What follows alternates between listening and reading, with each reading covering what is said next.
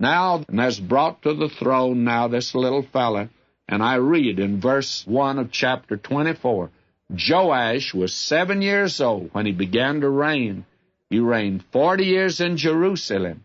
His mother's name was Zebiah of Beersheba. He had a good mother, you see. And Joash did that which was right in the sight of the Lord all the days of Jehoiada the priest. And Jehoiada took for him 2 wives, begat sons and daughters. Now, Jehoiada is the one that had helped protect this little fella when he was born, and Athaliah killed all the sons in the Davidic line, and he was left.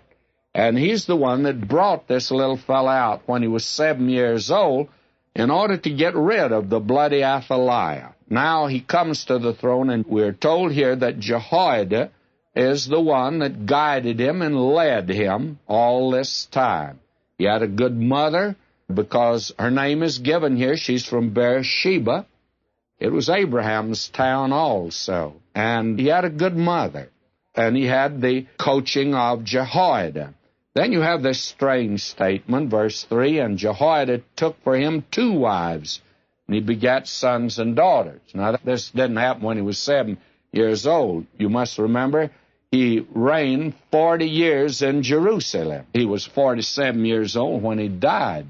So this young man now, being coached by Jehoiada, and he takes him 2 wives. And, of course, I know the critic is going to come along and say, yes, and that was wrong. Yes, it was wrong. God didn't approve it. It's not recorded because God approves it. It's recorded because that's what he did. And the only thing that you can say for this is that it's the less of 2 evils. Frankly, most of the kings had quite an array of wives, and 2 was really a small number. Then you have the complexion, the background of that day. And on the background of that day, this was extremely mild, and especially for a king in that day. Now we're told that as he grew up and Jehoiada grew old, we'll find that he died when he was 130 years old. So he apparently became very senile before he died.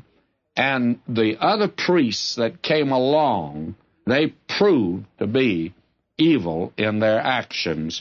I'm reading verse 4. It came to pass after this that Joash was minded to repair the house of the Lord.